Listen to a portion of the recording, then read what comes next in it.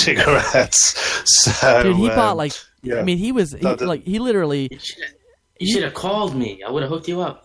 Yeah, dude, like we totally. So he comes to the United States last year, and he just starts huffing out like a champ. I couldn't even have him in. I said, John, you need to sleep outside. Set him up a cot outside because he stunk so bad. Jeez, it was. But anyway, interestingly, let's just say I know a scientist, and that scientist. No, I do actually. I do. It's true. What are you rolling there, John?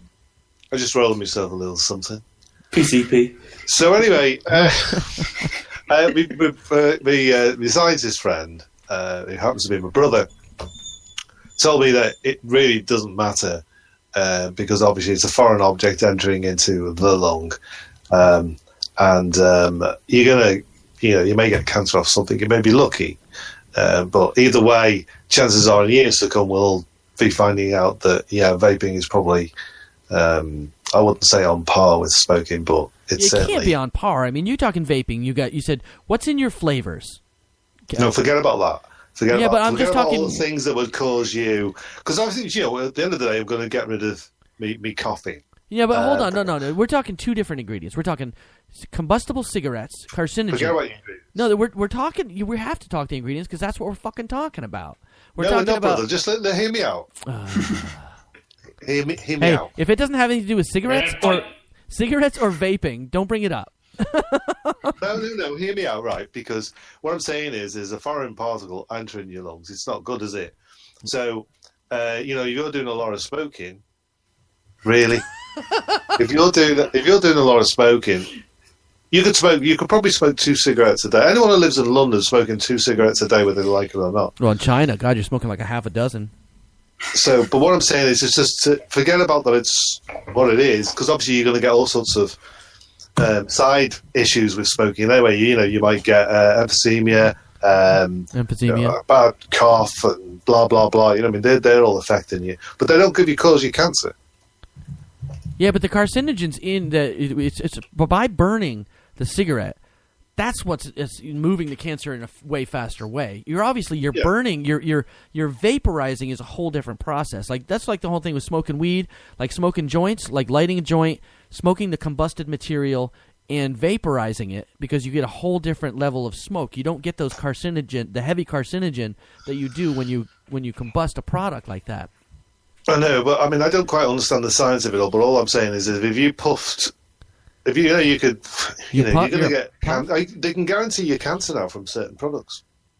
Right. But some have the carcinogenic property that make it more likely that you get cancer from it. Well, that's the thing, you see, because they just don't. It's such a dark area and a strange area to these scientists, because they don't really know, because that's why they can't go out and say, well, yeah, it can cause cancer. But look at how many ingredients are in cigarettes. How many different materials. It's nasty. Yeah, right. It's There's nasty. 700 and something, whatever it was. I mean, what are your flavors based on? Are they plant based? Are they artificial flavor based? It's food grade. It's artificial flavorings. So but they're all food grade. All the flavors that are used are researched to try and determine what properties they hold in terms of, are they safe? Everything is approved as safe. So, vegetable glycerin, for instance, is food grade. The propylene glycol is food grade. Nicotine, yes, that is, that has carcinogenic properties, but it is why you're vaping. So you have an addiction to nicotine, we must include it so that you're able to satisfy your addiction, which is why you're vaping in the first place. This is true. We want to say hi to the legend, Not That Kevin, from the Not That Kevin show on Spreaker. He is in the box. What's up, brother? Lovely guy. Can I ask a question? Go ahead. The question I was going to ask, is there, is there bad flavouring or bad juices to buy? The people out there are they doing it the wrong way? Because you hear about people saying, must buy it from here. These guys know what they're doing. So over here in the UK, we're using a company called Totally Wicked. Mm-hmm. And I trust that company. Because of what they're doing. So so the question is, are the people out there doing it the wrong way? Not necessarily.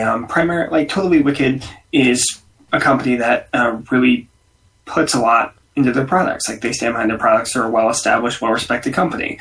the main ones that you have to watch out for are the companies that produce cigalikes and the ones that you get within the cartridges, which generally are cheaper materials or ones that were created by tobacco companies to combat vaping, because cigalikes weren't put in the market to be, hey, we think this is a great idea, let's, inject this into the market. It was really to battle against what vaping was doing to the tobacco industry. Now, by the cigalikes, you're talking about the ones you find in like convenience stores on the shelves in one-off packages with one cartridge kind of thing. Is that what you're talking about? Absolutely. And the ones that like are, like the faux cigars and stuff like that with all the different crazy flavors?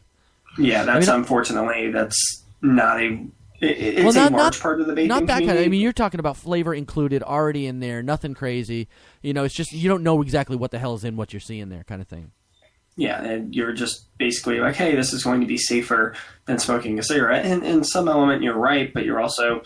It's a product by a company who really didn't care about your well-being in the first place. So what motivation do they have to create something that truly benefits you? Well, why? Right. I mean, why should they really care about it if they're making a ton of money on it? That's just how things go nowadays. Yeah. Now to answer John's question, sorry, I didn't mean to cut you off, but Totally Wicked's a very reputable company. One of my good friends my best friend is actually a manager for Totally Wicked.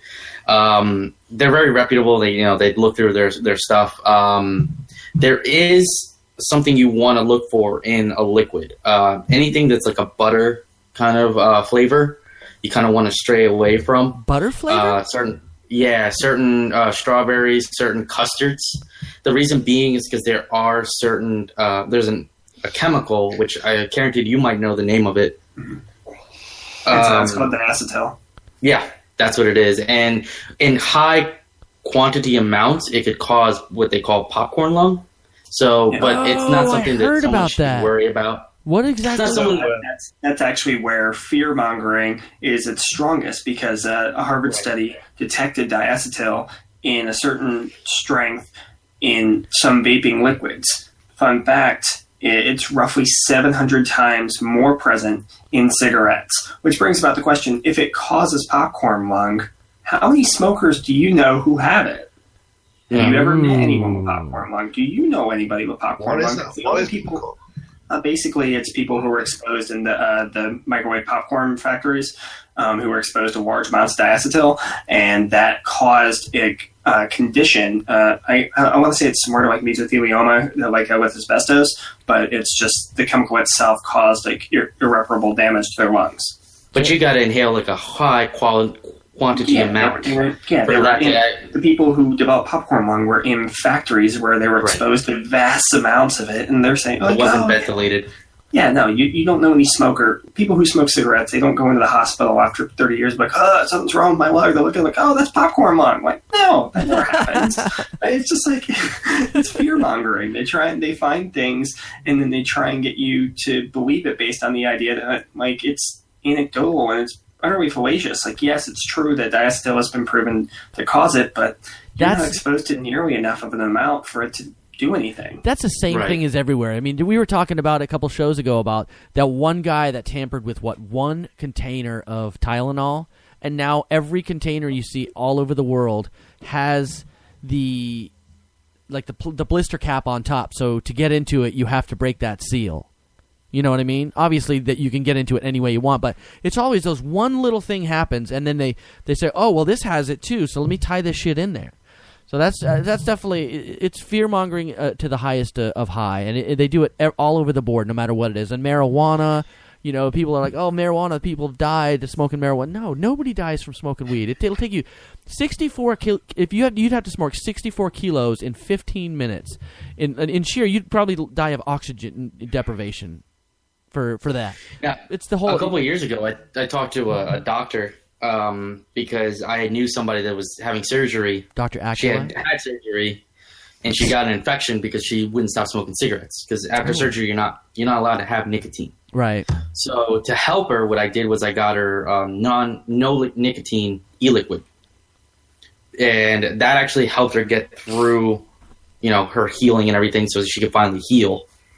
So that's when I told the doctor that, the doctor was actually like, I'm going to recommend this to more of my patients, because that seems like an alternative for them, because a lot of them won't listen and won't stop smoking after they've had surgery. So now that for that, obviously, there's many different types of devices. Do you like for just as a wrap up, because we're going to move on to some improv games after this. Just break the monotony, break some fun, have some fun. But what do you recommend as a product? I mean, obviously you work for lightningvapes.com, so please pump their products. But what is a good starter kit for somebody to buy? Well, we don't sell the kits. All we sell is see what John mentioned, Totally Wicked. That's for beginners. That's for people that start out wanting to get off of smoking and they want to get into vaping. What we cater to are the more avid vapors that tend to want to customize their stuff. Oh, you got you do mods then? No, we don't do mods. All we do is we sell a lot of like the kits to be able to build your coils, because I make my own coils instead of going and buying pieces that I need to be able to vape. It's like a freaking erector set and shit. Jesus Christ. Yeah. But, I mean, obviously our liquid is something that I'm very proud to say that's something you guys everyone should check out, because our buddy, our boss, he actually did a lot of research before he made each one of these liquids, and, you know, got his recipe down just right. Everything is in a really nice, clean environment, very sanitary. The biggest steps he could take, he took them. He didn't cut any corners in any way to be able to make these liquids. Now, is he on the forefront? I'm not going to sell him under the bus, but does he have ideas if the marijuana revolution hits Florida and it becomes legal here? I mean, there's people vaping marijuana now, right? In the pens and liquids. I'm sure there's liquids somehow, wax or whatever. You can get a PAX, which is like $200. It's a little like vaporizer, little thing that looks like this, and it will vaporize. You can vape basically your weed instead of smoking it. And it's called a what? Oh, sorry. Yeah. Well, that's awesome. Well, guys, you pump it out one more time. We got lightningvapes.com. Make sure you guys check those guys out. If you're an avid vapor and you got all kinds of crazy items and you want to get crazier, get with these guys. Lightningvapes.com. We'll sell all the wire, the Kanthal, the Nichrome, the titanium, the Clapton, kits to be able to build your wire, and make it easier for you, and your cotton and bacon. Your cotton and bacon? Cotton bacon. Cotton bacon. If you order from us and you see employee number 18, that's me. Nice. Kevin, if you want to call in, we got the number here. What's it, 699? Oh, Jesus Christ. I always forget the damn number. I posted it earlier. Post it again, because I can't fucking remember. Okay. It's 813-699... 3792. That's the right one. Kevin, feel free to call in. We do have Skype up, and we'd love to talk to you. But John, this is your forte. We're going to jump you in here. I want to hear some improv games. We want to play some improv games. Well, let me see if I can give you the sort of the basics, if you will, the top 10 of improving. Now, obviously, basically improv is all about making up shit and having fun with it. But obviously, there are set rules, because if you don't play by the rules, you end up blocking people. I'll give you an example. If you enter into a scene and, for instance, I say, "Hey, Mike, you've got a really big fat ass." Now, you could with this situation, you could either deny me or agree with me. If you deny me, you're actually blocking me. So instead of saying no, I don't, or no, I don't, I'd say, well, the fat ass actually belongs to your mom. Right? Something like that? Yeah, yes, then that's basically called yes and. Okay? Okay. It's called yes anding, is what we call it. Anding. So you're not blocking, you're not denying, you're going with what I've offered you, because I might be offering you a gift, but you've just offered me a gift in return, and you've given me something else to run with and play with. Okay, so let me go down with three more. So basically, say yes and, one of the first rules. After the and, add new information, which is basically what you've just done. Don't block, avoid questions, focus on the here and now, establish the location, be specific, provide details, and, it gets a little bit deeper as you move further on from that. Yeah? Okay, well, let's start off. We'll go John, myself, Ant, and Carrington be holding up the fourth seat on that one. So, John, you said, I have a fat ass. And I said, oh, nay. No, the fat ass actually belongs to your mother. There are exceptions to the rule, but yeah, okay.